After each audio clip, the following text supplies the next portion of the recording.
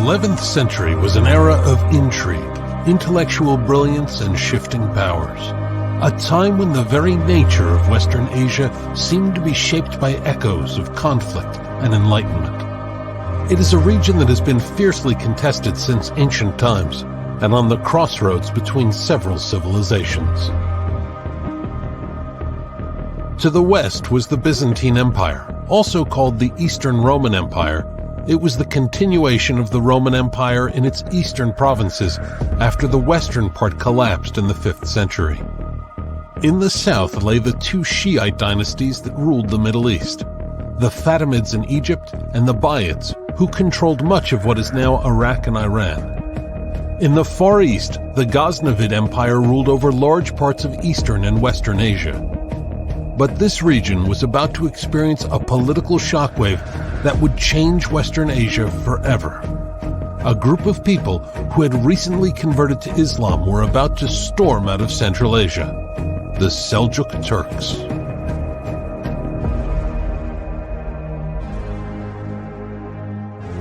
The Seljuk Turks, also known as the Oghuz, were a group of Turkic people who lived a nomadic life on the eastern shore of the Caspian Sea in Central Asia. The Seljuk Turks were primarily a pastoralist society. A pastoralist society like the Seljuks depended heavily on pasture land and water sources for the well-being of their livestock. Their movements are often dictated by the availability of these resources. But the Seljuk Turks were also renowned for their military prowess. They were skilled horsemen and archers, making them formidable warriors on the battlefield. Their strategic brilliance and adaptability, coupled with the lack of resources for a nomadic life, would reshape the destiny of the Middle East. Their first target was the Ghaznavid Empire. Near the ancient city of Merv, the Seljuk Turks demonstrated their military prowess by inflicting a crushing defeat on the Ghaznavid Empire. The defeat was total, and the end of the Ghaznavids.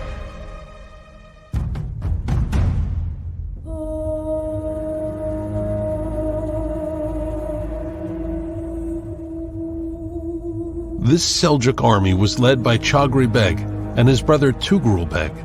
Both were the sons of Mikhail and the grandsons of Seljuks.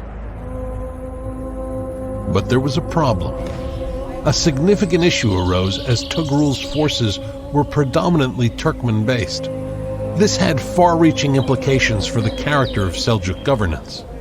The challenge extended beyond just the soldiers themselves.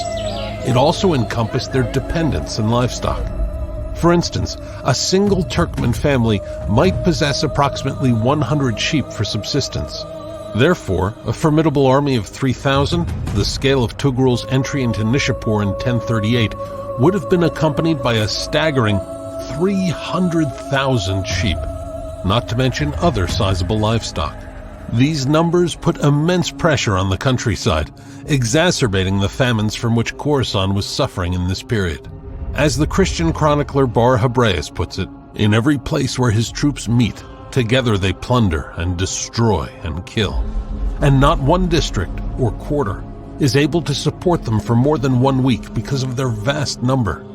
And from sheer necessity, they are compelled to depart to another quarter in order to find food for themselves and their beasts. To keep his men loyal, Tugrul needed to provide them with plunder and pasture, the traditional duties of a nomadic chief. From approximately 1040 onwards, the attention of Tugrul was directed towards the South Caucasus, eastern Anatolia and Azerbaijan, rich in pasture lands that were lacking in much of the arid Iranian plateau. The Seljuks crushed the Shiite Buyids and swept through the Iranian plateau, capturing the cities of Baghdad, Ray, and Hamadan. The Seljuk Turks, who had previously converted to Sunni Islam, took advantage of the Shiite-Sunni rivalry in the region by crowning themselves sultans. But even support from the Sunnis in Iraq was short-lived. The Iraqi countryside could not support Tugrul's Turkmen troops, and prices doubled as the latter devastated the agricultural land around Baghdad and systematically plundered its villages.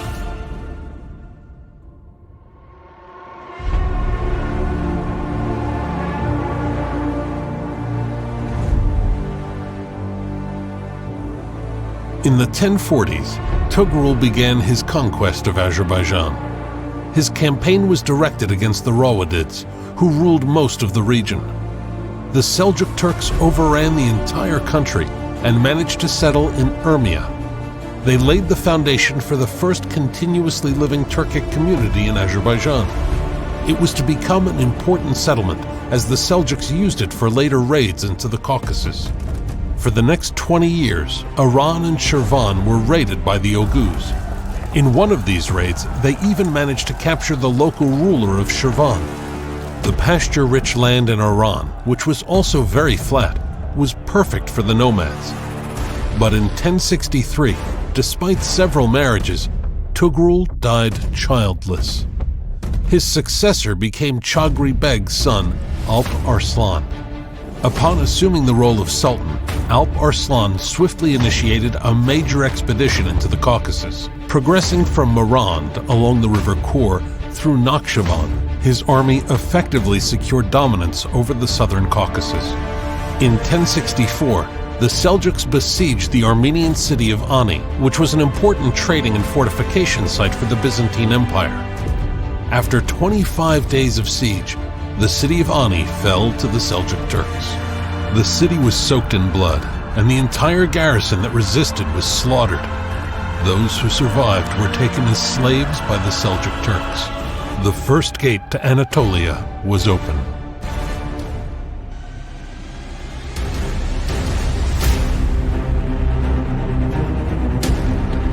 Only 7 years later, in 1071, Emperor Romanos mobilized a large army to push the Seljuk Turks out of Anatolia.